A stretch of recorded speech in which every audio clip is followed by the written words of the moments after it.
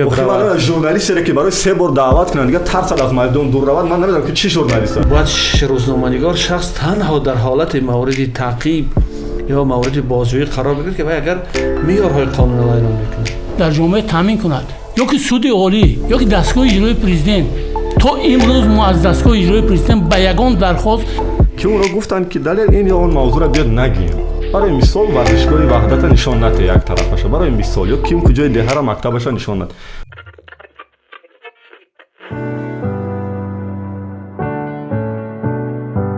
Подкасте «Новый репортер».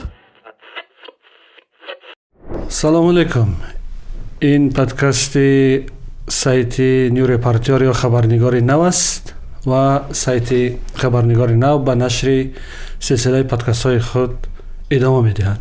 ما در پیشاروی روز جهانی آزادی بیان قرار داریم و تاجیکستان یکی از کشورهای آسیای مرکزی است که در چند سال اخیر مقام خود را در شاخص رده‌بندی آزادی بیان به طرف منفی از دست می‌دهد.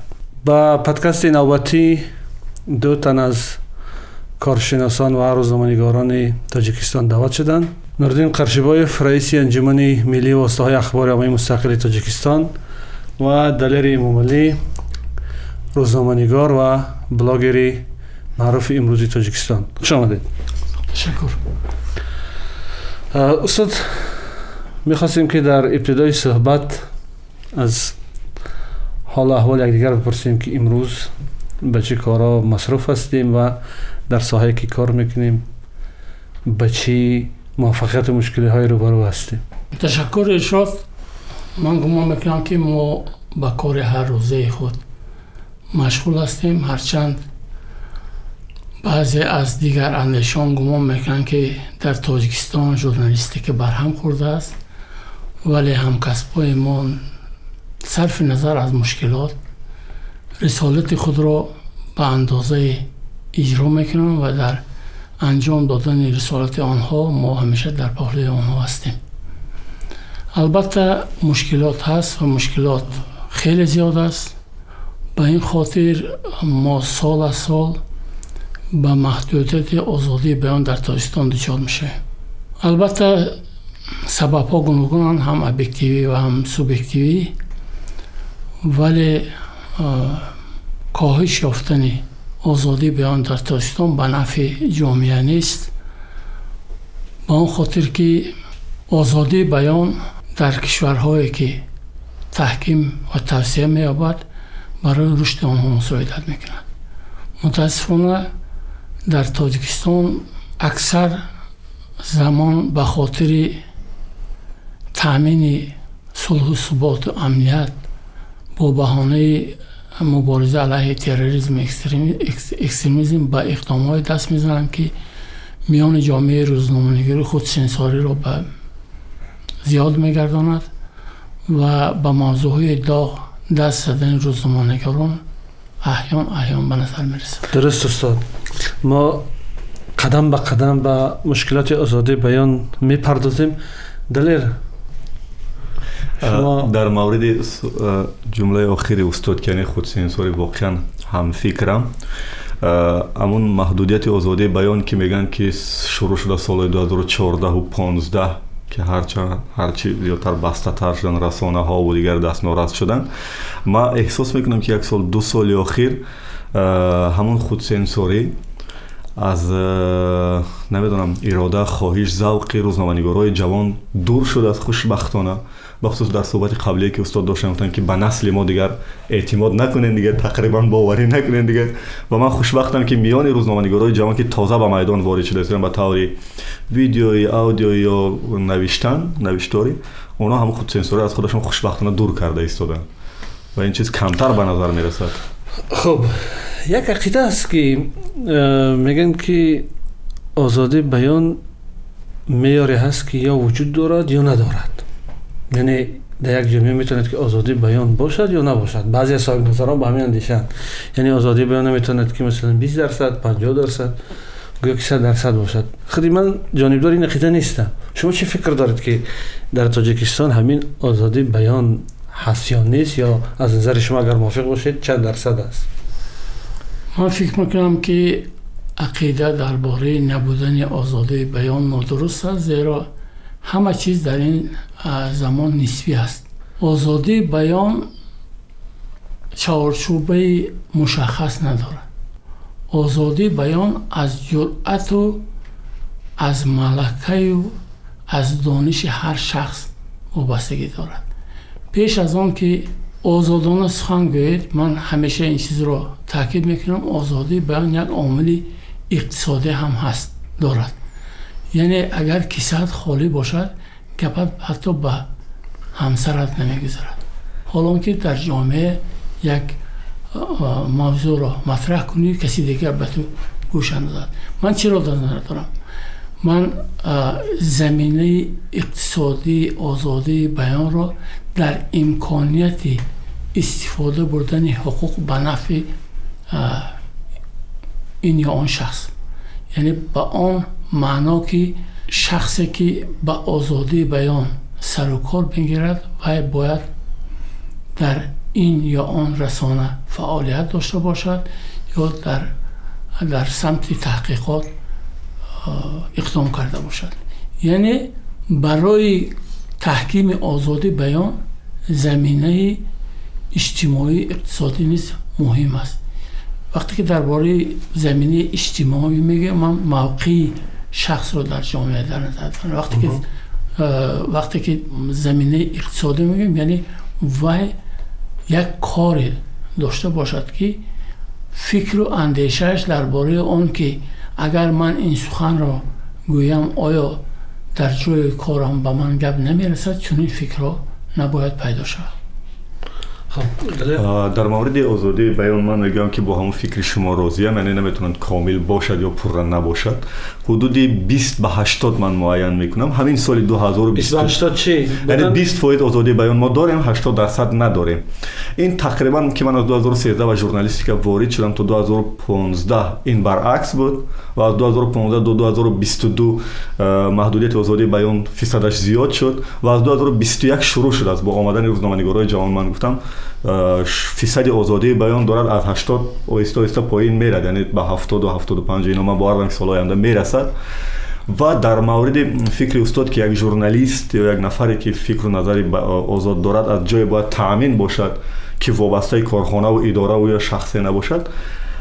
واقعا یک سال اخیر ما همین جایی از جای وابسته نبودن همین یوتیوب بود که یک مبلغ‌های برای بلاگر و ژورنالیست‌های فعال در شبکه‌های اجتماعی درآمد می‌آورد که ما از کسی وابسته نبودیم که سیاست ردکسیونی یا سیاست اداروی یک نفر مطرح کنیم. هر چیزی که مردم می‌خواست اون باز با مردم می‌رسوندیم که متاسفانه با جنگ روسیه و اوکراین این چیز محدود شد و خدا کنه که آینده‌اش بخیر شود. من فکر می‌کنم که آزادی بیان از رشد رسانه‌ها نیز وابستگی دارد. طوری که اینجا دلیل گفتن، اگر ما هر چیزی که ما میخواهیم در دایره قانون مطرح کنیم، انعکاس کنیم و آن را به رسانه‌ها پیشنهاد کنیم و رسانه‌ها بتوانند که با حق و زحمت ارزنده آن را خریداری کنند، در آن صورت رشد آزادی بیان تامین خواهد شد. ولی متاسفانه بیشتری رسانه‌ها امروز حتی حق قلم به مؤلفانشون پرداخته نمی‌توانند. درست است استاد. این موضوعی که شما مطرح کردید، این مسئله در واقع جا دارد، ولی آیا فکر نمی‌کنید که آزادی بیان اگر یک کمی نظریوی صحبت کنیم، مسئله مناسبت رسانه‌ها با حکومت اجرایی است؟ یعنی آزادی بیان همون محیطی است که حکومت می آفرد، رسانه ها در اون محیط فعالیت میکنند، یعنی در همون حدی که حکومت اجازت میدهد. در تاجیکستان بر اساس قانونگذاری اون چیزی را که قانون ضمانت میدهد، یعنی تا یک اندازه وضعیت بد نیست، ولی از نگاه عملی در محیطی که ما امروز فعالیت میکنیم و چیزایی که شما اشاره کردید، خودسانسوری و اینا همه نتیجه اون است که محیط به گونه‌ای که باید آزادی بیان در ما رشد کند وجود ندارد. فکر میکنید که مشکلی کلان آزادی بیان در خود رسانه هاست یا در محیطی است که مثلا حکومت اجرایی به وجود آورده است؟ ارشاد نظریه که شما گفتید این خواسته بیشتری حکومت‌های خودخواه هستند و متاسفانه این ظهورات در تاجیکستان نیز به نظر میرسد و حکومت کوشش به خرج میدهد که حدالامکان فعالیت رسانه‌ها و روزنامه‌نگاران را تحت نظارت قرار داشته باشد و آنها معین میکنند که میزان آزادی در چیست. بله. و آنها بها میدهند که کدام مواد به نفع دولت و ملت است، کدام مواد بر ضرر آن. این چیز قابل قبول نیست. اگر ما خواهیم که جامعه رشد کند، هر کس باید کار خود را انجام دهد.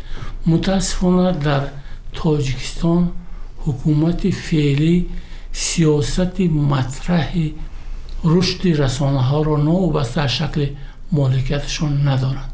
تا حال میراث از دوران شورای باقی مانده استفاده رسانه ها همچون ترغیبگری اقدام حکومت در معینه منصبداران ما نقش بسته است و این قالب را باید شکست. بله. و حدالامکان برای عملی کردن آزادی بیان، ابراز عقیده شرایط خوب فراهم باید آورد تا که مردم بدون هراس نظر خودشان و موقع خودشان نسبت به این یا مسئله مبرم در جامعه ابراز داشته توانند. در آن صورت ما میتوانیم گوییم که برای آزادی بیان در تاجیکستان شرایط فراهم آورده شده. متاسفانه برای تحکیم آزادی بیان کسی اقدام جدی نمیکنند، ولی برای محدود کرده آن تمام وزارات اداره های کشور دست میزنند. آنها درک نمیکنند که خواسته های آنها در تاجیکستان شاید به نفع این یا آن گروه باشد، نه به نفع ملت.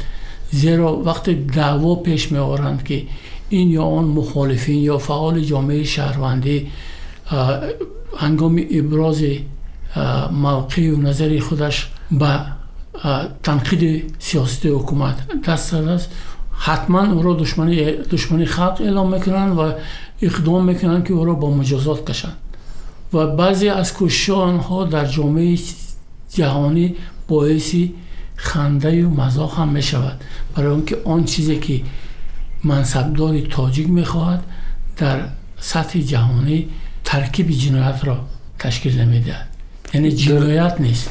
درست استاد، اگر یادتون باشد چند سال پیش در نشست خبری یک مسئول بلندپایه مرکز تحقیقات استراتژی نزد پرزیدنت گفته بود که آزادی بیان از حد زیاد به تاجیکستان ضرر دارد، خلاف منفعت‌های ملی است. راستی که من از همون زمان تا حال فکر میکنم به منطق این گفته صرفم نمیرم. شاید شما یک نظر کاملا نادرست است این گونه نظر و موقع، زیرا محققای ساحه اطلاعات به خلاصه رسیدند که اگر سطح آزادی اطلاعات در این یا آن جامعه 5% بالا رود، سطح رشد اقتصادی اجتماعی دولت 10-15% پیش می رود. یعنی ما باید از آن هراس نکنیم که کسی ما را تنقید میکند یا به نظر ما نظر مخالف دارد. زندگی همین است که باید هر کس موقع خودش آشکارا بگوید و برای ابراز نظر خود، برای بیان داشتن موقع تنقیدی خود نباید مورد تعقیب قرار گیرد. این حقوق کنستانی شهروندان جمهوری تاجیکستان است که کنستیتوسیون کفالت میدهد آزادی بیان را، آزادی جستجو کردن اطلاعات و پهن کردن آن را و استفاده از رسانه ها مخصوص در ماده 30 کنستیتوسیون جمهوری تاجیکستان تاکید شده است که مردم حقوق خود را به آزادی بیان، به آزادی اطلاعات، به استفاده از رسانه ها عملی میکنند. درست است. دلیر، شما امروز به عنوان یک روزنامه‌نگار به عنوان یک بلاگ‌نویسی که فعال هستید و بیشتر با مردم سر و کار دارید و جنبه‌ای که کار شما فرق میکند بیشتر مشکلاتی را که مردم در دیگر جا نمیتونن مطرح کنند شما اونا را پیگیری میکنید. به فکر شما گفته این مسئله مرکز خودستگی که آزادی بیان از حد زیاد به جامعه مثل تاجیکستان ضرر دارد راضی هستی؟ نه البته در هیچ صورت راضی نیستم. من نمیدونم کی گفتن اون مسئول کی بودن. برای که گوینده این سخنان بسیار مهم است. برای مثال من یک چیز میخواستم از صحبت‌های چند دقیقه که شما دو عزیز کردین گفتم که یک تاریخ 30 ساله ژورنالیستیک تاجیک دوران استقلال بیاد ورق زنیم و بگیم که چند ژورنالیست برای مطلبش به حبس برده شد. بغیر از دوستی ما دلیر شریفوف من کی را دیدم شد فقط برای مقاله هاش یا برای ویدیوش یا برای گزارشش به واسطه به همین خاطر به حبس برده شد که ما بگیم که آزادی بیان امروز محدود میشود از طرف حکومت یا مقامات ها. من فکر میکنم بیشتر رنج ما پروبلم ما این خود سنسوری است و ترس داخلی خودمون. برای مثال میگم که همین شب روزی که ما فعال هستیم خود دیروز یک نفر کارمند اداره جنایت متشکل من در راه دید گفت برادر عزیز من بحث سودی دارم میخوام با توسط شبکه تو مطرح کنم اینا. یک هفته پیش کارمند NVD با من خود گفت دلیر من در همسایگی تو در گراژ زندگی میکنم پالکونیک میخوام توسط صحیفه تو من پرابلممو بررسی کنم. یعنی همون نهادهایی رو من مثال زدم که امروز میگم که ما را فشار میارن با صحبت دعوت میکنن که شکنجه میکنن همونا خودشون پرابلم دارن مشکل دارن میخوان اونا هم توسط ژورنالیست‌ها دردشون پیامشون آزادی بیانشون برسونن ولی ما خود سنسوری میکنیم دیگه. اداره دعوت میکنن عدل میبرن NVD میگه او با فایرود میکند.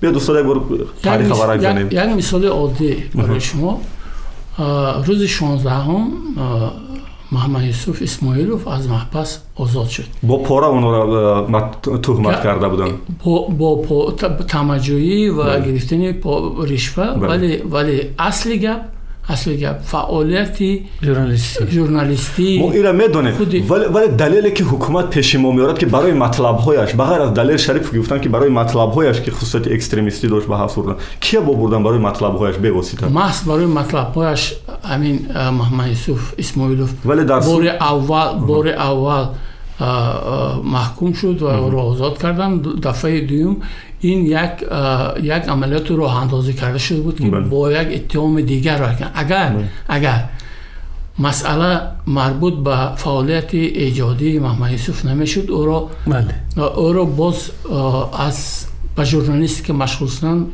در مدت 3 سال محروم نمیکردن. با چند مثال دیگه میتونیم در 30 سال بزنیم؟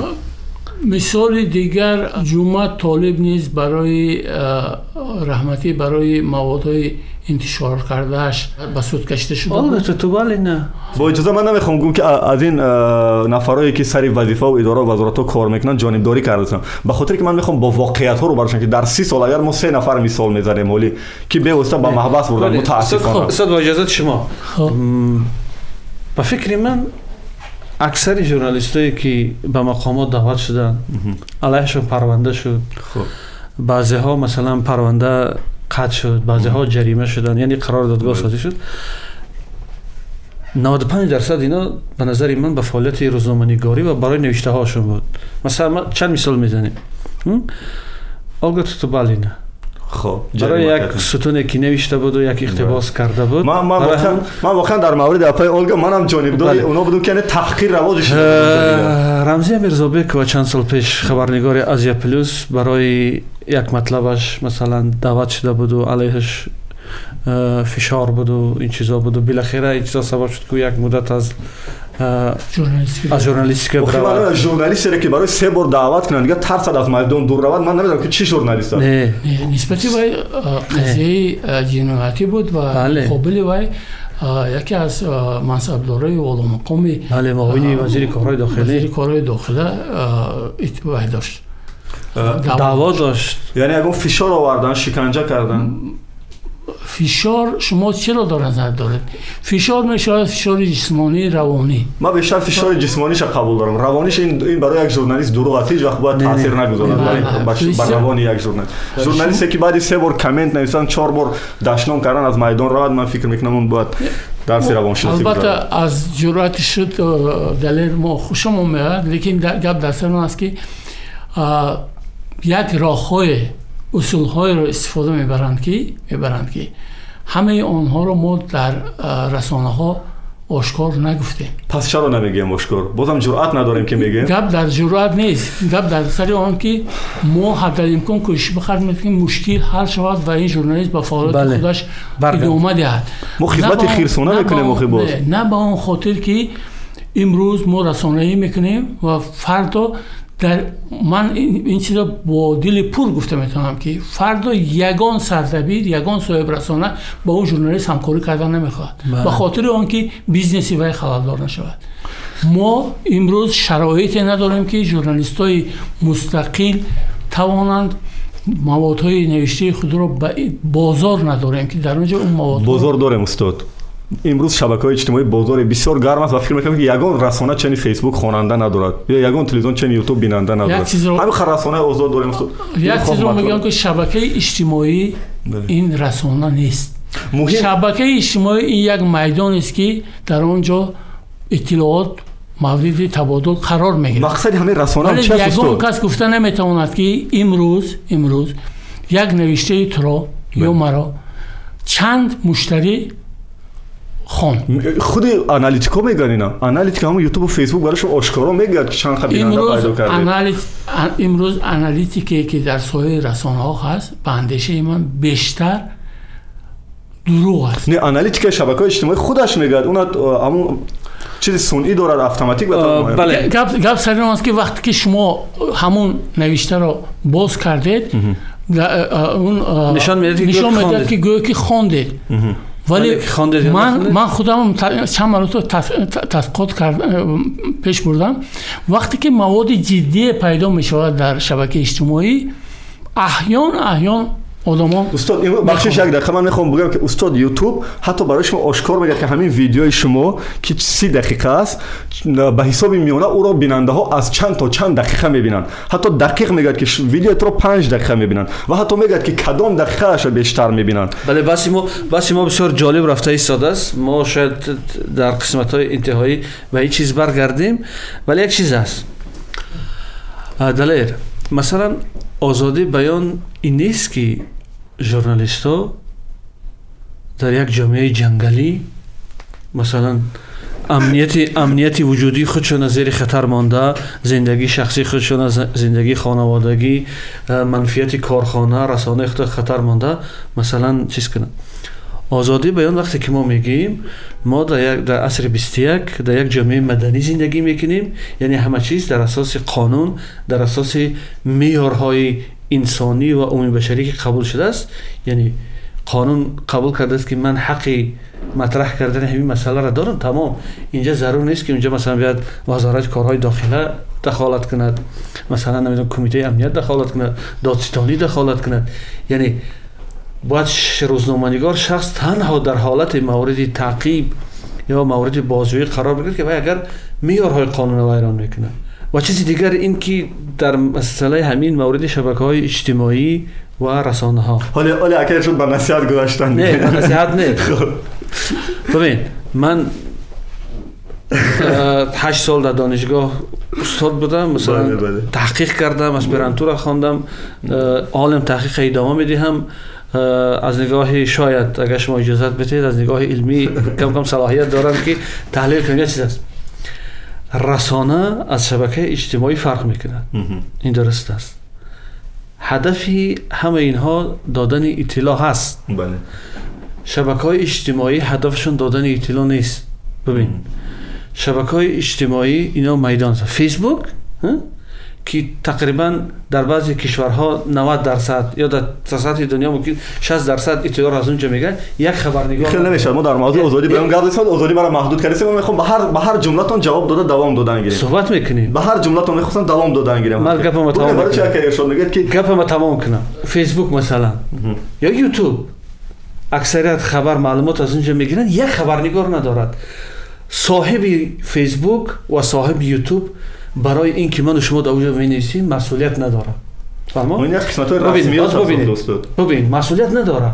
نه لیکن رسانه که مثلا شما در رسانه من کار میکنید مثلا بله برای هر گفته شما من مسئولیت و من دعوت میکنم. همینجا میخوام جواب بدم برای شما که وابسته از اون است که شما میگید که فیسبوک و یوتیوب میدان است. نه، وابسته از اون است که فیسبوک و یوتیوب کی استفاده میبرد.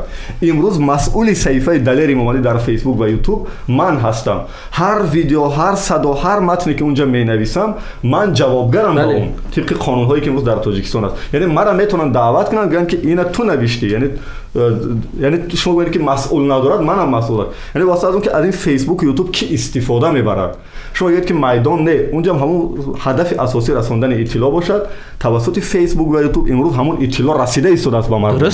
درست است این امکانیت است، شبکه‌های اجتماعی امکانیت است و از همین خاطرم در زمانی که ما و شما زندگی میکنیم با باویان آمدن این میدان ها تاثیر و نفوذ رسانه ها ضعیفتر شده است، پایین رفته است. بله.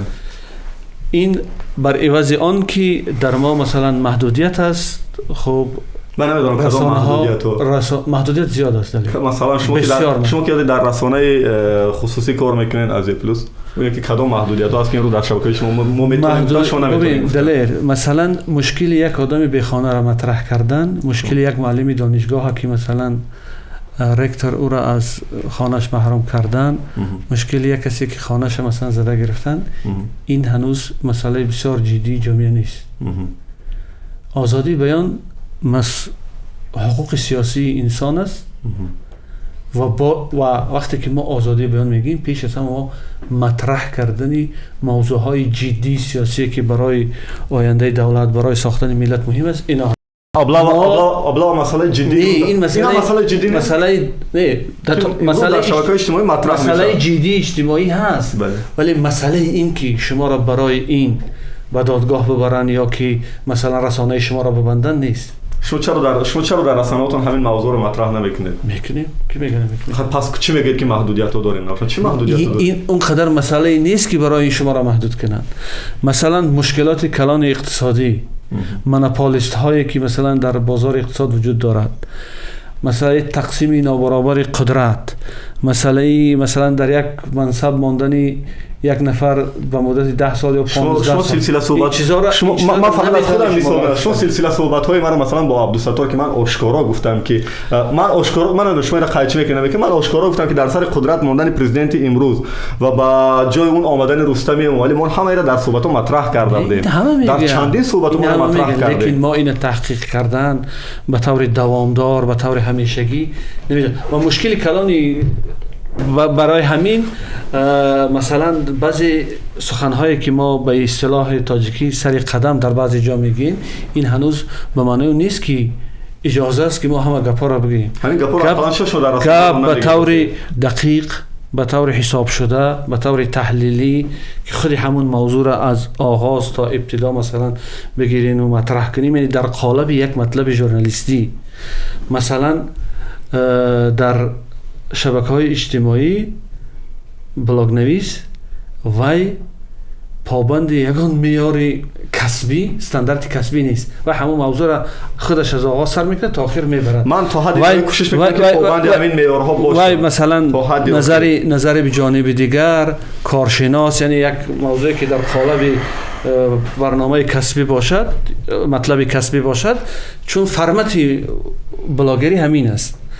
من از این چیز ناراحتم که روز جامعه ژورنالیستی بلاگرها را جدا کرده است از خودشون. متاسفانه برعکس باید با بلاگران اینقدر متحد باشه. ما که هر وقت ما بلاگر نمیگم، من یک ژورنالیستی هستم که فعالیت ژورنالیستی در بلاگ نویسی یک بخش مهمی است که ما باید همه برای رشدیان هیچ کس برای جدایی انداختن ژورنالیستان کسبی و بلاگ نویسان نیست. حالی بگن که معیارها را رعایت نمیکنن، فرق میکنه. یک چیز دیگر من در صحبت قبلی با شما گفته بودم که متاسفانه مقام حقوقی بلاگ نویس در قانونگذاری جمهوری تاجیکستان مشخص نیست. اینم خوشبختانه است هنوز که مشخص نیست. شاید برای شما محدود میشه دیگر. شاید برای شما مشخص بود، لیکن آزادی بیان در همان زمان تامین میشود که هر کسی که به این کار دست میزند هم حقوق خودش دارد و هم عهده‌داری هاش در نزد جامعه تامین کرده تواند.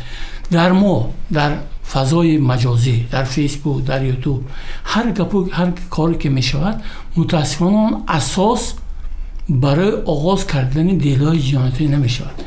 چرا از پشت اینا چندین نفر رو به حبس بردن که کامنت می‌نویسن گفتن این چیزی است که فرمایشی است و در حالت‌هایی که برای شاید رکلام فعالیت بعضی از ساختارهای قدرتی یا که برای با مجازات کشیدن بعضی از فعالان سرکش جامعه شهروندی استفاده کرده شود. این چیز عیان است.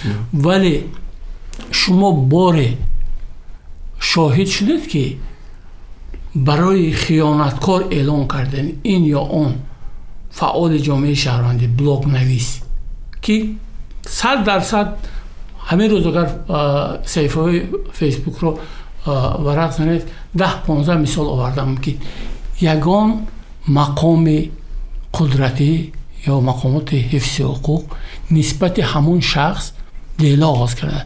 خیانت به دولت، خیانت این جزای خیلی وزین است و این وقتی همین خیلی او فیک ها او جواب های یا که مؤلف های فابریکه جواب وقتی که نسبت این یا اون نفر به همین اقدام دست میزند کسی پروا نداره. حتی وقتی که عبدالله غربتی را مورد لطیکوب قرار دادن من همون وقت نوشته بودم که برای پیدا کردن فرمایشگر این عمل وقت زیاد لازم نیست. وزارت کارهای خارجه ریاست مخصوص دارد که وابسته به جنایت‌های سایبری فعالیت پیش میبرد. همین با آی پی آدرس معین میکردن که کی شده است و مؤلفش پیدا میکردن، فرمایشگر بعد 2 روز پیدا میشد. این کارا نکردن برای آنکه در تامین آزادی بیان مردم یک گروه حقوقهای خودشون خوب میدونن و جانب دیگر از ندانستن حقوق خود از جانب گروه دیگر استفاده میبرند و همه وقتی که من میگم مورد فشارهای روانی قرار میگیرد ما بسیار مثال ها داریم که صورتهای محرمانه اشخاص علاهیده را در فیسبوک پهن کردن، هر گپی ناسزا پهن کردن، نوشتن، به حیات شخصی این یا اون نفر دخل کردن، لیکن مقامات حفظ حقوق ما خاموش است، پروا ندارد. اگر حتی موادهای آماده کرده پیش ماند با یک بهانه ای که ما متخصص ساحه سایبری نداریم میتونن که این قضیه را صرف نظر کنند. یعنی متاسفانه امیدهای ما از شبکه اجتماعی خیلی زیاد است، ولی از بس که در اونجا نه قانون رعایت کرده میشد و نه اتیکا در بعضی حالات ها ما نمیتونیم گوییم که این شبکه ها در تحکیم آزادی بیان خدمت ارزنده کرده است. ما میخواهیم نمیخواهیم شبکه‌های اجتماعی یک روز به همون رسانه‌هایی که شما در نظر داریم به طور رسمی مبدل میشد و این علاقه این روند ادامه دارد و مردم بیشتر از رسانه‌ها به امروز به شبکه‌های اجتماعی اعتماد و باوری دارن. این خوشبختانه است چگونه که شما متاسفانه گفتید و من باور دارم که شبکه‌های اجتماعی جایگزین رسانه‌ها میشن و در مورد چیز حرفی تقریبا آخر ما میگم همین است که یعنی ما باید بیشتر از خودمون گله‌مند شیم، ما ژورنالیست‌ها باید بیشتر از خودمون خفه باشیم، برنجیم که ما نمیگوییم خودمون بعد به سر مقامات و اداره ها بار میکنیم. ما از 3-4 ژورنالیست زیاد نگفتیم که به حبس برده باشن یا از 3-4 ژورنالیست نگفتیم که دیل سودی کرده باشن، ولی بعد میگیم که تمام در یک جایگاه 10 میلیونه گپ در سری عمر رفت که ما فراموش نکنیم که دوره خیلی مدهش جنگ شهروندی رو کردیم و در طول همون سال بیش از 70 نفر کشته شدن. بله. از پی کسب ژورنالیستی هستن. بله. خب و این چیز در 1 سال و 2 سال و 5 سال و 10 سال از میان نمیره. این ترس ولی اون چیزی که شما قبلا گفتید که جوانان امروز خودسنسوری رو از خود دور کردن، این چیز خوب است. ولی چیزی دیگر رو ما باید به نظر گیریم که تا اون زمانی که ما رسالت هر یک سگمنت جامعه اطلاعاتی رو مشخص نکنیم ما نمیتونیم موفق شویم با آزادی بیان. آزادی بیان امروزه در شبکه‌های اجتماعی این همان روند خبرگزاران جمعیتی و خبرگزاران کارگر و دهقانی که در دوره شورایی بود به همون چیز مانند. من در نسبت خودم تحقیر میدونم اینه که امروز این شب رو در شبکه‌های اجتماعی بیشتر فعالن، برای که ما کوشش میکنیم که تا حدی نهایی در دایره همون معیار و قانون ها فعالیت پیش بریم. بگذار فعال باشید، لیکن در برابر فعالیت بلاگ نویسی خودتون شما باید رسالت خودتون رو مشخص کنید. کمک کردن به مشکلات جامعه این چیز دیگر است، لیکن ژورنالیست که آرمان‌های بالاتر و بالاتر هم داره. بله اینجا مثلا وقتی که شبکه‌های اجتماعی میگن شما در نظر نداشته باشید که شما رو در نظر دارن. شما که مثلا در این از اونها میخوام دفاع کنم که شما کم میبینید، شما حقی از نمایندگی از اونها دفاع کردن ندارید، چون که فعالیت شما دیگر است و مثلا فعالیت 90% کسایی که در اونجا فعال هستن دیگر. شما وقتی که شبکه‌های اجتماعی میگن اینا تنقید به ادرس خود قبول نکنید. شما اگر در قالب‌ها درست فعالیت میکنید و ما شاهد هستیم که درست فعالیت میکنید، این با شما دخل نداره. ولی گپ سر چی است؟ گپ سر این است که شبکه‌های اجتماعی هیچ وقت میزان آزادی بیان در دنیا نیست. آزادی بیان این مناسبت رسانه ها با حکومت اجرایی است. رسانه ها و این فکر که رفته شبکه‌های اجتماعی به رسانه تبدیل میشه، این فکر خطا است. چون که شبکه اجتماعی برای رسانه ساخته نشده. یعنی در شبکه اجتماعی امکان است که فعالیت رسانه‌ای پیش برده شود، ولی مثلا زوکربرگ مثلا امروز در فیسبوک یک دنیا بازی‌های را راه انداخته ایستاده است که وای کاملا مثلا خلاف فعالیت رسانه‌ای است. یعنی وای چند بخش دارند. این بسیار گپ خوب است، اما گپ سر چی است؟ گپ سر این است که میزان آزادی بیان این از رشد رسانه ها وابسته است، از رشد آن وابسته است که در یک جامعه مردم تا کجا به اطلاعات درست، به اطلاعات صحیح دسترسی دارند. ببین ما خودت سالهای سال در رادیوها، در رسانه ها فعالیت کردی. استاد تقریبا نزدیک 30 سال میشد که انجمن ملی واسطه‌های اخبار عامه مستقل تاجیکستان رهبری میکنند و همه ساله مانیتورینگ میگذارانند، مانیتورینگ نقض حقوق روزنامه‌نگاران، نقض حقوق رسانه ها، این هم در مسئله دسترسی به اطلاع، هم در مسئله خب مشکلاتی که به سر روزنامه‌نگاران آورده میشد. و خودی من هم مثلا در چندین رسانه ها سردبیر بودم، محرر بودم، کار کردم. امروز برای به دست آوردن یک اطلاع رسمی از مقامات مهم تقریبا ناممکن است. در اکثر موارد میگن که درخواست بفرستید.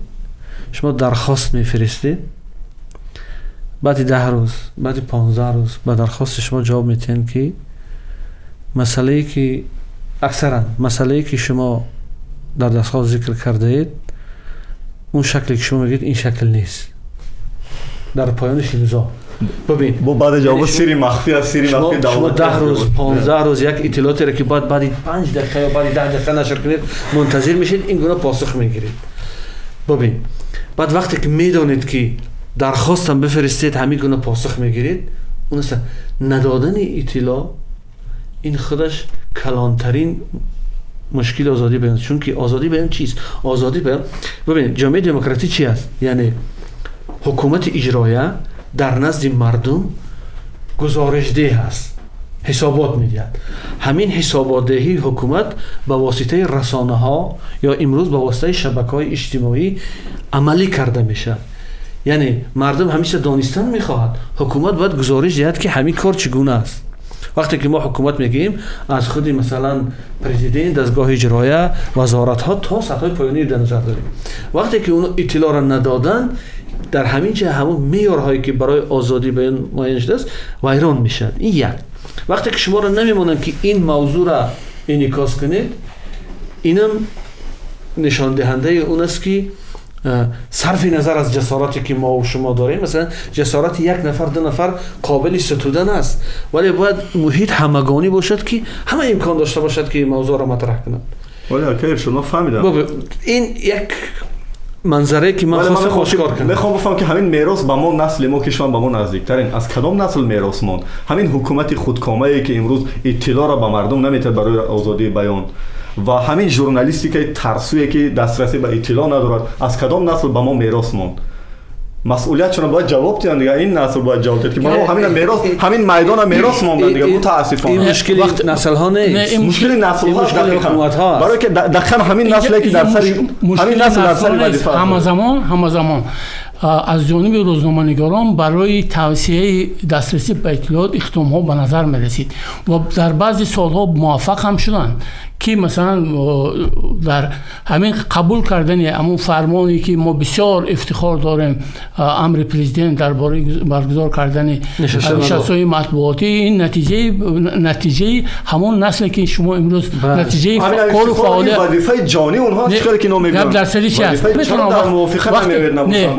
وقتی که پروکراتور گنرالی با درخواست ها جواب نمیدهد، این نهادی که باید رعایت قانون رو در جامعه تامین کند، یا که سود عالی یا که دستگاه اجرایی پرزیدنت، تا امروز ما از دستگاه اجرایی پرزیدنت به یگان درخواست جوابی مشخص نگرفتیم. یعنی صرف نظر میکنن این رو چی گونه. برای من عجیب است که شما برای مثال شما و هم پروکرور گنرالی یا رئیس سود یا هر وزیر امید هر کسی همگی در یک سن و سال کلان شدید، همگی در یک دانشگاه ها خواندید، چرا امروز به هم نمیرید؟ چرا امروز سر یک میز مدور نمیشینید، سازش نمیکنید؟ کسی جرأتی نشستن سر میز از جانب منصبدارای دولتی نداره. شما پیشنهاد کرده بودید؟ ما بارها پیشنهاد کردیم. قبلا تا سال 2010 بودند حالتایی که مثلا در کنفرانس ها در جلسه ها این مشکلات مطرح میشد، به یک موافقه میرسیم. ما از جانب سازمان خودمون و حتی تمام مسئولین رابطه با جامعه و خدمات مطبوعات رو با آموزش فرا گرفتیم، لیکن بعد چند سال اونها رفتن، به جای اونها دیگران آمدن و متاسفانه بدبختی در تاجیکستان این است که هر کسی که سر یک منصب دولتی میآید گمان میکنند که وای خود رو در سیمای دولت میبیند، گویا که از وای دیگر کس منفعت دولت ملت رو من از دست خودم یک جمله دفاع میکنم بعد سوال تیر. هر وزیر و رئیسی که امروز از 40 ساله پایین است، این صافا ما امروز در شبکه‌های اجتماعی 90% هم میویم. خود وزیر به واسطه یا خود رئیس شهر ناحیه امروز در شبکه‌های اجتماعی یعنی گپ سر این که دسترس هست همون وزیر و رئیس، ولی هر وزیر و رئیسی که از 40 ساله بالاست نمیابیم شما. درست اتفاقا دلیر همین وزیرایی که در شبکه‌های اجتماعی من تقریبا 6 ماه است که با 3 نفر از اونها در مکالمه هستن، برای مصاحبه کردن راضی نمیشن. در آزادی بیان است آشکارا میگم که کیان اونا. یک سوال میکنم شما. خب من با شما سوال دارم. نمیگه دو سه وزیری که نمیخوان مصاحبه کنن. از همین وزیرایی که شما میگی از 40 سال پایان نمیخوان. ما از 40 سال پایان وزیر زیاد نداریم. شما میتونید مشخص کنید. فهمیدم دیگه. بله یک سوال دارم به شما. خب در همین فعالیت بلاگری که میکنید بعد از اون کسر دیگه وطن رفتید، بله، آیا مورد فشار مقامات قرار گرفتید یگان بار یا نه؟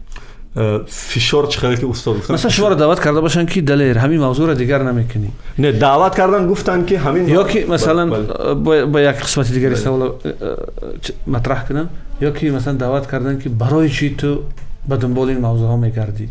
کی شما را دعوت کرد کدام مقامات ها؟ زیاد است. من اینو در صحبت رادیو آزادی هم گفتم، آخرونش در همون وحدت بود که استاد شما همگی با خبرین، اما عدل معروفی ششمی وحدت که اونا گفتن که دلیر این یا اون موضوع را بیاد نگیم. برای مثال ورزشگاه وحدت نشان نده یک طرفش، برای مثال یا کیم کجای ده را مکتبش نشان نده، ولی آشکارا هر مسئله‌ای که در وحدت بود اومدن باز انعکاس کردن. برای مثال یک هفته پیش یک گروه ساکنای وحدت برای ساختمان در نزد بیناشون داد و وای اینجوری من رفتم نوار گرفتم، باز همون بچهای ششم دل با گروهی آمدن 2 ماشین با همون حقارتاشون در نزد مردم که مردم نوار گرفت، نوار در دست مردم است. من آشکار گفتم که این دشنامو تا نکنم در ماشینتون نمیشینم و باز همون ششم دل و باز همون راهبر و باز همین مسئله مطرح شد. بیشتر کدام موضوع ها را نمیخوان که شما مطرح کنید؟ زیاد نام برید مثلا موضوع ها را. نه ببینید یک مسئله من حیرانم که چه مسئله خیلی ساده است، نمیدونم چی ساده است، نمیدونم چی باشه. شما یک وقت به اصطلاح در فیسبوک لایف آمدید، نشر زنده داشتید و گفتید که میخواهید به بدخشان بروید و اجازت خواستید. بله. چی شد؟ آشکارا میگم که بعد از اونی که اون نوار شد همگی بعد از چند دقیقه بود به من زنگ شد ولی نمیخوام بگم از طرفی کی. گفتن دلیر از شوراباد اون طرف امنیتی تو رو ما تامین کرده نمیتونیم. هر کجا میخواهی برو ولی از شوراباد اون طرف امنیتی ما تامین نمیکنیم. برای چی؟ وظیفه جانی آنها تامین کردن امنیتی نه فقط دلیر و هر یک شهروند تاجیکستان. ولی از من هم چه نماینده حکومت نمیشه. شما به همین مراساکاریاتون با اونها اجازت میدهید که به همین اقدام دست تقریبا همون گناهی را که شما در گردن این است کلانسال بال کردید همین گناه شما صادر کردید. یعنی شما با توافق آمدید که خب اگر حال بسید شما حق دارید که امنیت خودتون زیر خطر نگذارید. شما بعضی مسائل خیلی کوچک در دوشنبه نمیگید ولی میخواستید که من بدخشان برم در شب روز مطرح. کی نمیگه؟ خودتون گفتین که بعضی مسائل هست که ما در امر رسانه‌مون نمیگیم. نگفتن و گفتن نماندن فرق میکنه. این تقریبا همین چیزی است که ما شما درباره‌اش صحبت میکنیم. بعد یک موضوع دیگه را برداریم استاد.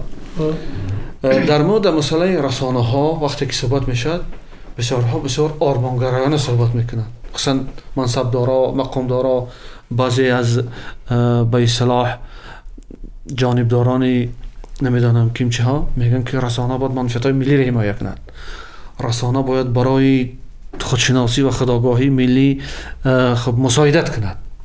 و یکی از موضوعهای داغ در منافع ملی ما این بحث‌های مرزی است که خوشبختانه یا متاسفانه ما همه وقت در جنگ اطلاعاتی با کشورهای همسایه و در مثال نمونه مشخص با کشور همسایه‌مان قرقیزستان مغلوب میشیم.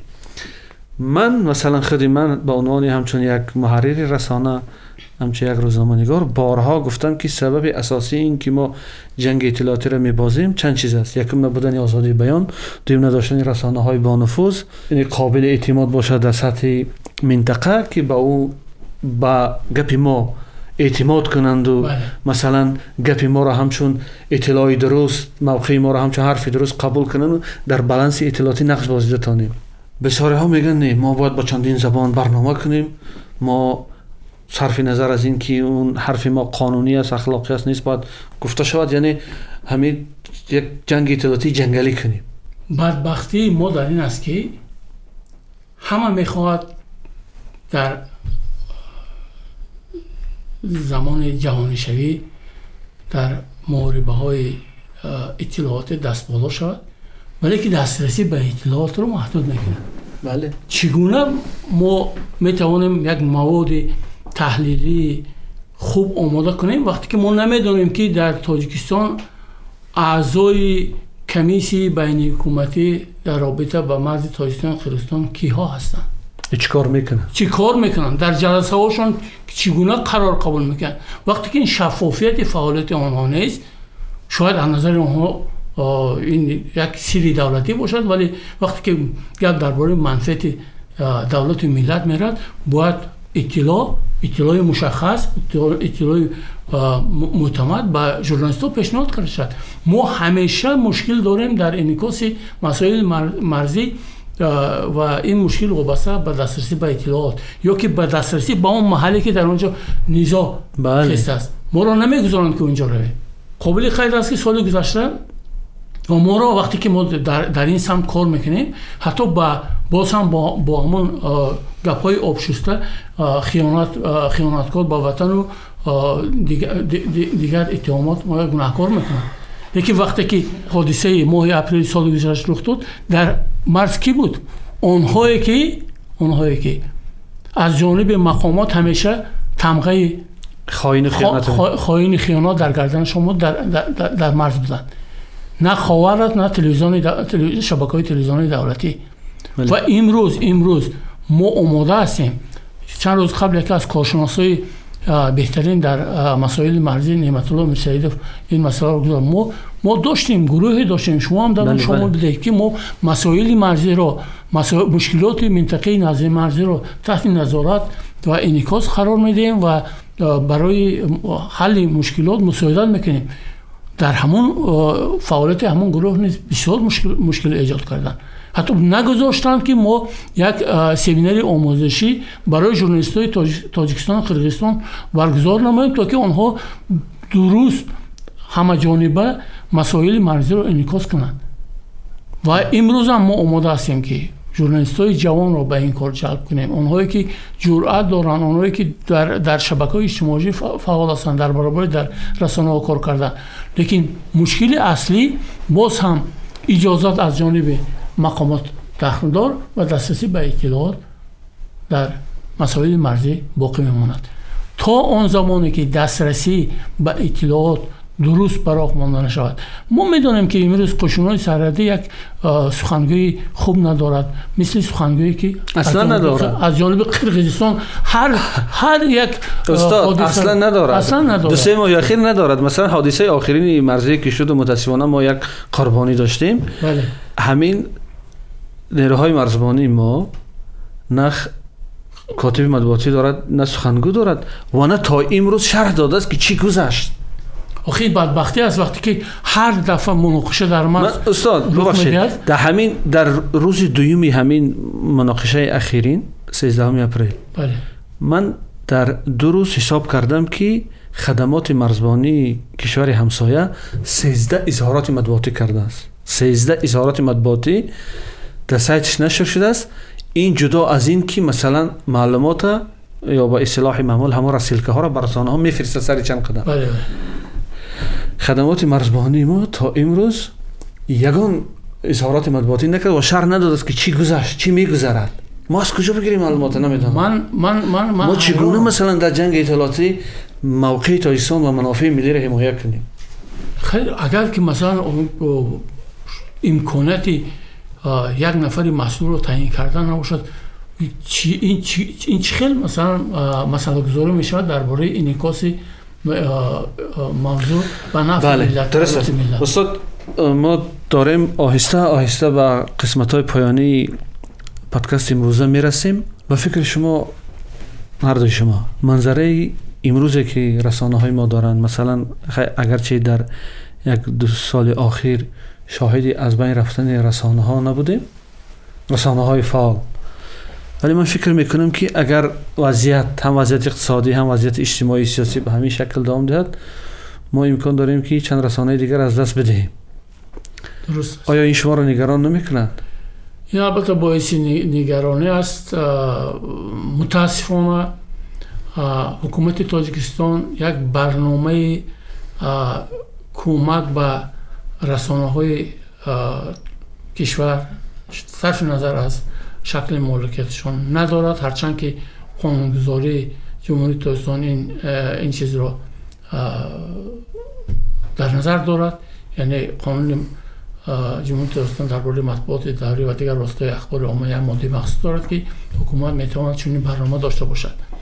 در برابر آن که حکومت دستگیری نمیکنه، متاسفانه صف دونورها و سرپرستان در تاجیکستان خیلی کاسته شدن و عموما گفتم ممکن است که در تاجیکستان دونوری نمانده است که رشد واسطه اخبار عامه را دستگیری کنند.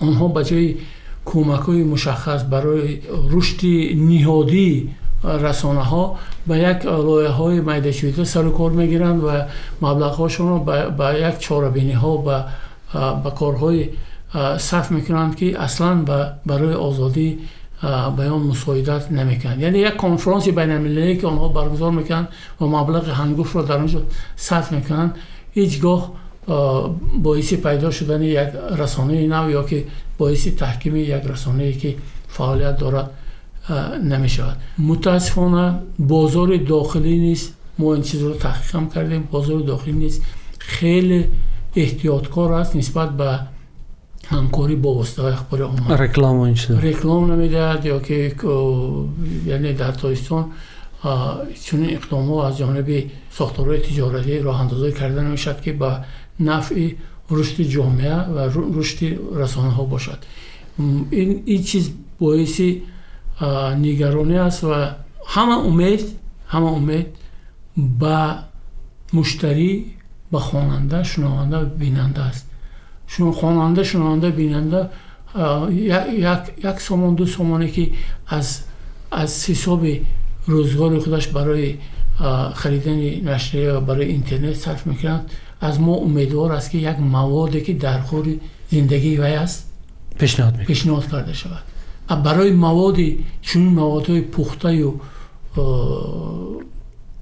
شوق‌آور در همان وقت آماده کرده میشد که مؤلف یک دستمزدی درست گیرد، سزاوار گیرد و این مشکلات با هم دیگر رابطه دارد و خوب میشد که اگر تاجیکستان در رشد دموکراسی عبرت نشان دادنی باشد، امکانات ها خیلی زیاد هستند. یک برنامه مشخص عاری از آرمان های سیاسی و غرض های سیاسی باشد. یعنی ما میخواهیم که برای رسانه ها، برای کار، برای مهنت آنها مبلغ جدا شد، ولی نصیحت و توصیه ها برای این یا آن مسائل رو انعکاس کردن احتیاج به این چیز نیست. درست است. دلیل شما را چی؟ همین مشکل نگران میکنند یا شما حتما به این باور هستید که نه بگذار رسانه ها از بین روند، شبکه‌های اجتماعی میگن که واقعا حکومت باید یک برنامه را داشته باشد که بخصوص رسانه های مستقل بسیار میخوام که مبلغ گذاری کنند، چون رسانه های دولتی امروز تحت سرپرستی حکومت و دولت هستند و به همین خاطر سیاست حکومت را پیش ببرند. بسیار میخوام که رسانه های خصوصی و مستقل مبلغ گذاری شوند با برنامه ها از طرف حکومت، ولی در این برابر من نگران نیستم، به خاطری که من دیده استم که 2 سال اخیر ما چندین رسانه های دیگر را در بازار دیده استیم. خود همین استودیویی که امروز ما نشستیم و باز میتونیم 10 مثال دیگر رو بزنم از قبل رادیو، سامانه های اینترنتی و این چیزا. فقط تلویزیون و گازت دیگه ناماده است، برای که گازت دیگه کم فرمت کهنه شده، اودیتور کم دارد، تلویزیون کار بزرگتر میخواهد، ما ندیدیم. ولی اینقدر سامانه دیدیم، اینقدر رسانه دیدیم دیگه در شبکه‌های اجتماعی که زیاد. خلاصه بعد من همیشه جانبدار اونم که بگذار ژورنالیستان ما که هم در رسانه‌های دولتی هم در خصوصی کار میکنن هر چی زیادتر، هر چی بیشتر به شبکه‌های اجتماعی رو بیارن و هر چی بیشتر برنامه‌هاشون در شبکه‌های اجتماعی جا کنن، برای که در صفحه ازیا پلوس اگر مواد شما رو شاید 100 نفر بخونن، در همون شبکه اجتماعی که این ژورنالیست مستقل به نام خودش دارد میتونه با 100 نفر دیگر بخونن. یعنی از 2-3 طرف ما اودیتور رو به خود جلب میکنه و به همین خاطر نگران نیستم که اگر این یا آن رسانه هم بسته شود، یک گروه ژورنالیست‌های تنبلی که از ساعت 8 تا 5 فقط میشینن چای مینوشن و با پول اداره مشغولن، بگذار آنها بدونن که اگر همین ماه $300 کار نکند خودش میمورد از گشنگی، فرزندش از گشنگی میمورد، از اجاره خانه بیرون میشه دیگه، در یک اداره شته از ساعت 8 تا 5 چای نوشته نمیشه. در مسئله چیز میگم اخیرا گفتم، در مسئله گرانت های خارجی من هر چیز زیاد میخواستم که این برنامه های مبلغ گذاری از جانب حکومت باشد و از جانب گرانت ها هر چیز سر کم شود، به خاطری که ما دیدیم که 20 سال آخر هر چه گرانت به تاجیکستان اومد، عذر استاد من شرمنده تونم، هر چه گرانت به تاجیکستان اومد ماشینی کدام سرمحریر از اوپل به لکسوس تبدیل یافت، کدام یک سرمحریر صاحب 4 خانه شد، یا نمیدونم خلاصه بیشتر به کارهای شخصی خودشون سرمحریر صرف کردن از اونی که بر رشد رسانه‌شون یا با پیشبرد کار تکنیکی ادارهشون. من مطلقا راضی نیستم با اون خاطر که من سال گذشته سازمان ما قریب 30 نفر ژورنالیست گرانت‌های خرد پیشنهاد کرد. گرانت گرفته در دایره گرانت فعالیت بردن این هنر است. یعنی اون چیزی که مثلا کسی پول کسی دیگر رو خورده است، این قابل قبول نیست. این در مثال شما نبود، در مثال اصلا من برای چی گفتم؟ بله. متاسفانه ژورنالیستای ما پول تیار را گرفته در دایره گرانت موضوع این یا اون موضوع رو پیگیری، یگان کس با وی نمیگه که تو این موضوع رو گیری یا تو موضوع خودت پیشنهاد کن، خودت به نقشه گیر، خودت تا امروز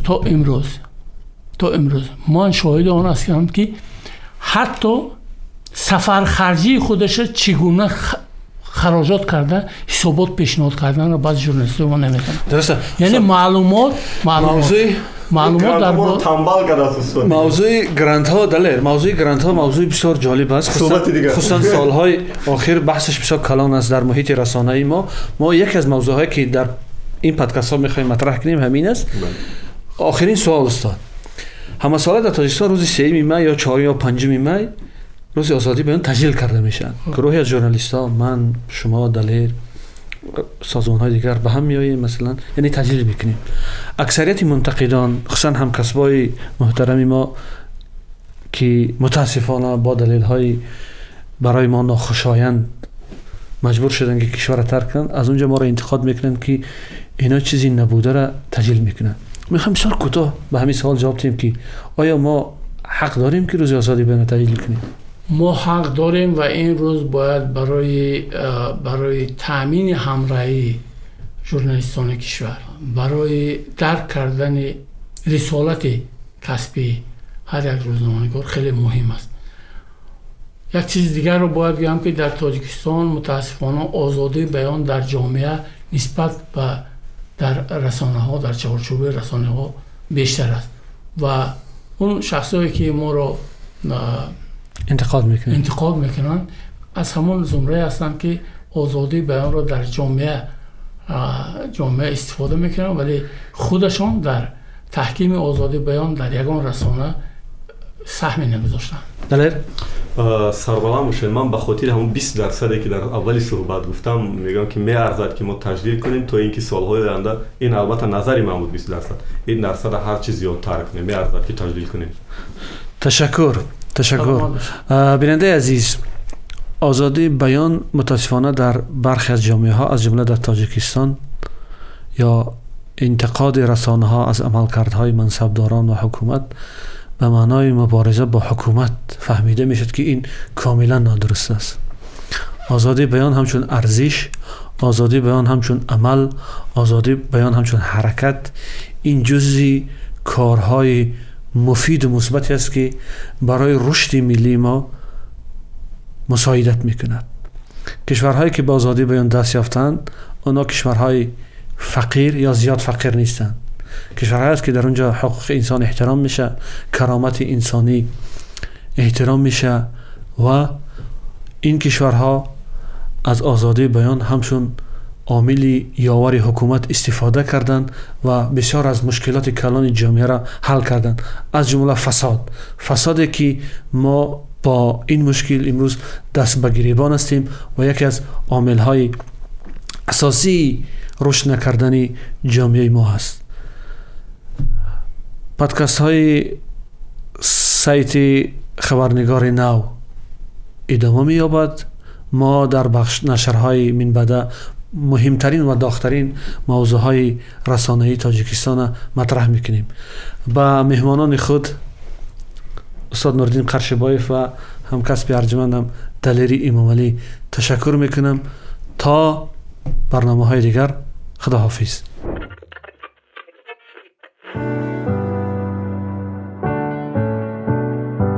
Подкасте «Новый репортер».